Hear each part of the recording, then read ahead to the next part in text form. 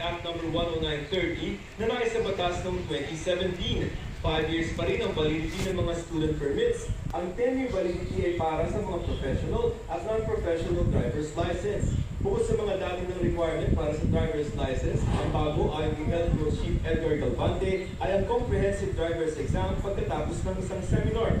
Pwedeng face-to-face ito kunin pero limitado ang papayagan sa LTO. May conduction po tayo ng 5 hours seminars. Training lang. Doon po sa 10 years na kukuha ng license. Maaari din naman online sa portal.lto.gov.ph. Libre ito sa portal ng LTO pero pwede rin kunin sa mga driving schools pero may bayad na ito. Pag silang mga bar, halimbawa, assuming na kumuha sila online, no? At evaluation is, let's say, kung naman sana, hindi na sila.